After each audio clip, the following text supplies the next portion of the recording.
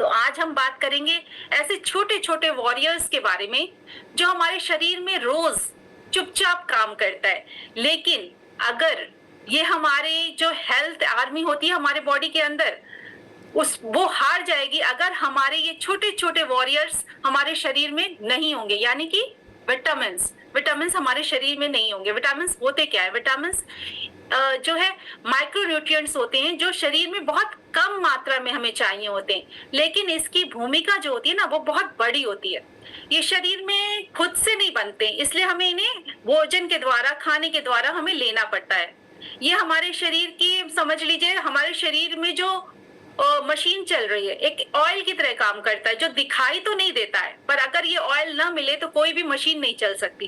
तो यही समझिए कि ये मतलब इनविजिबल होता है पर बहुत छोटा पैकेट बड़ा धमाल, जिसको कहते हैं ना कि छोटे छोटे होते हैं पर छोटे अमाउंट्स में हमें लेने होते हैं, पर ये इसका बड़ा धमाल होता है। तो दो तरह के विटामिन होते हैं, एक होता है फैट सोल्यूबल और एक होता है वाटर सोल्यूबल।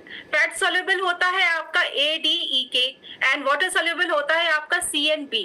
तो चलिए इनको वन बाय वन फिर से रिवाइज किया जाए कि ये क्या होता है। तो विटामिन A, अब जैसे बच्चों को पढ़ाया जाता है ना, रटाया जाता है कि इसमें क्या होता है क्या नहीं होता, हम लोग ने पहले ऐसे रटा था कि विटामिन A यानी कि आंखों का पहरेदार। तो विटामिन A हमारे आंखों की रोशनी बढ़ाता है, हमारे स्किन और इम्यूनिटी को स्ट्रॉन्ग करता है। और विटामिन A हमें मिलता कहाँ से है?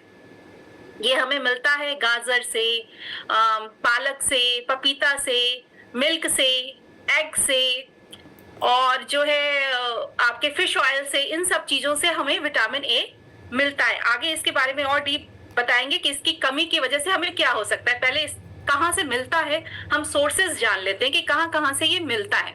फिर आता है आपका विटामिन D।